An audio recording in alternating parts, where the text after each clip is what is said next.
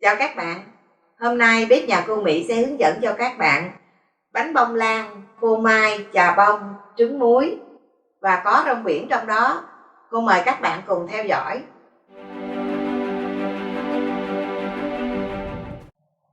Nguyên liệu để làm sốt phô mai gồm có 180g sữa tươi, 100g kem sữa béo, 50g đường cát, 15g bột bắp, 13g bơ lạc, 1 quả trứng và 1/3 muỗng cà phê muối.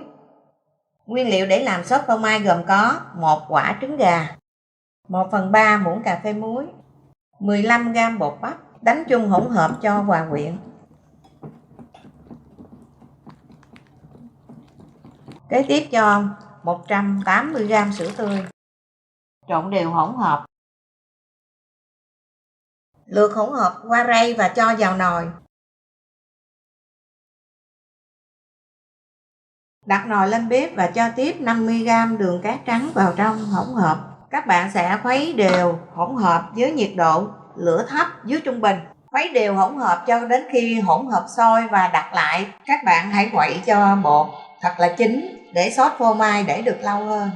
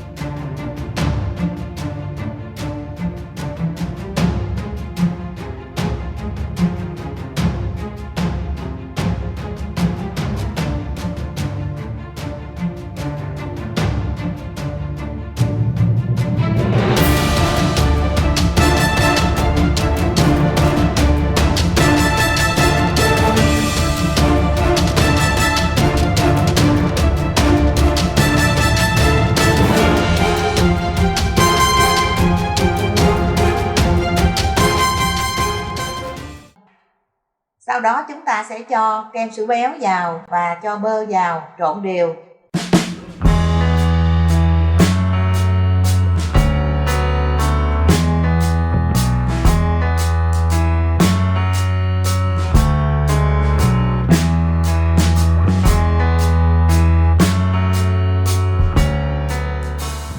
Trước khi tắt bếp, chúng ta sẽ cho 4 miếng phô mai đã được dầm nhuyễn ra vào trong hỗn hợp. Khuấy đều, sau đó mang xuống để nguội. Như vậy là chúng ta đã có hỗn hợp sốt phô mai. Cô sẽ hướng dẫn cho các bạn làm cốt bánh bông lan. Nguyên liệu để làm cốt bánh bông lan gồm có 25g dầu ăn, 3 quả trứng gà, 60g đường cát trắng, 1 ống vani, 50g bột mì số 8, 15g bột bắp, 40g sữa tươi và 1/3 muỗng cà phê muối. Đầu tiên cô sẽ làm có bánh bông lan. 3 quả trứng gà, cô sẽ tách lòng trắng để riêng và lòng đỏ để riêng. Kế tiếp cô sẽ cho vanilla vào. Các bạn có thể dùng vanilla nước cũng được ha.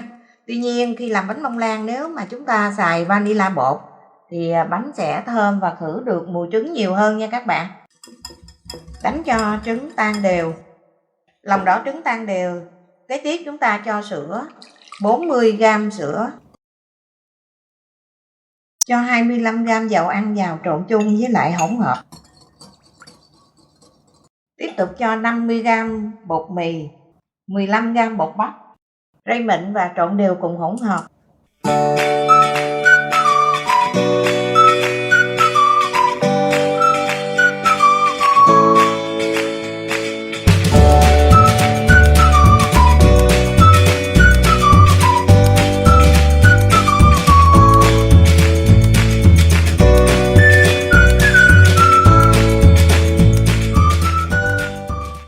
Sau khi trộn hỗn hợp xong, cô sẽ bắt đầu đánh bông lòng trắng trứng.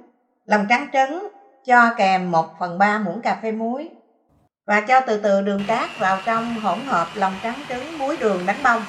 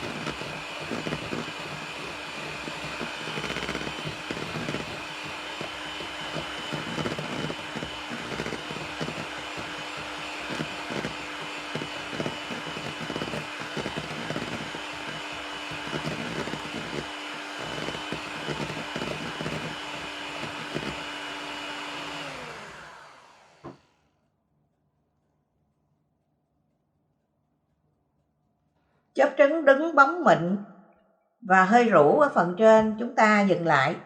Sau đó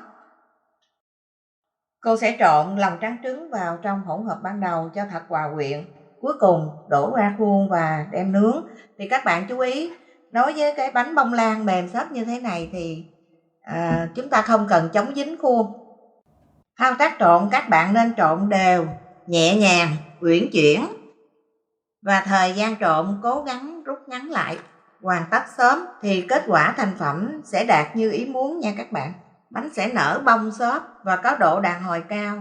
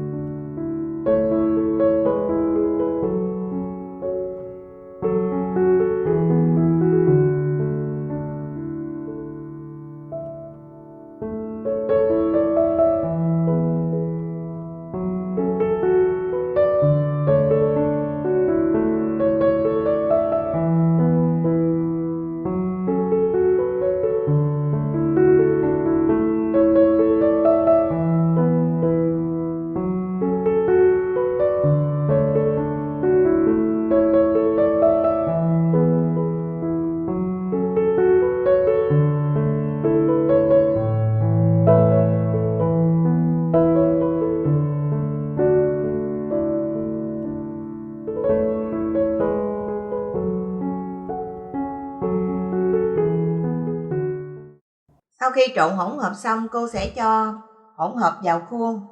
Thì trong cái bánh bông lan hôm nay cô sẽ dùng khuôn có đường kính là 2 tấc.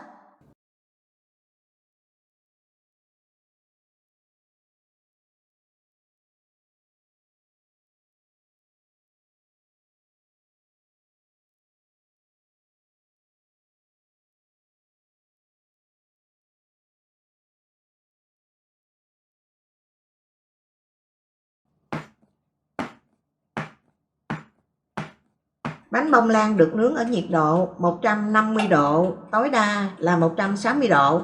Thời gian nướng từ 35 cho đến 40 phút. Bánh vàng các bạn dùng tăm xiên ở giữa bánh, nếu tăm ráo là bánh chín. Để làm bánh bông lan phô mai chà bông rong biển, chúng ta cần mua khoảng 100g cho đến 150g chà bông. Thì các bạn nên lựa chà bông loại lạc, không quá mặn, và một ít rong biển đã được sấy khô ăn liền.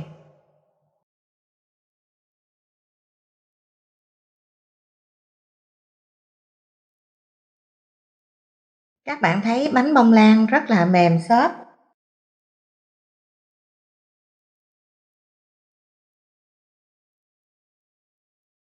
Trên bề mặt bánh có nứt nhẹ là bình thường nha các bạn. Bánh rất là xốp bên trong và thành bánh rất là thẳng. Các bạn không cần chống dính mà bánh gỡ ra cũng rất là dễ dàng. Cô sẽ cho sốt phô mai lên.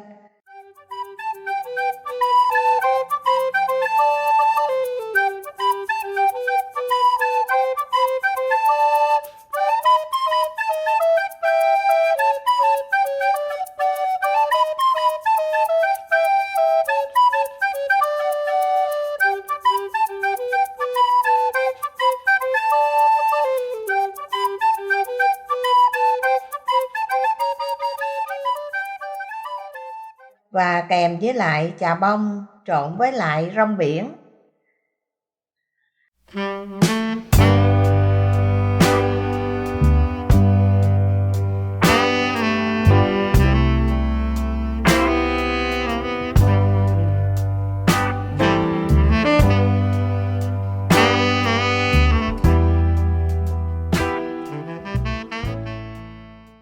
Để tăng độ hấp dẫn cho bánh, chúng ta ngoài trang trí ăn kèm thêm phô mai, các bạn còn có thể cho thêm một ít trứng muối. Bánh bông lan, phô mai, chà bông rong biển của chúng ta đã được làm xong. Cô mời các bạn cùng thưởng thức nhé.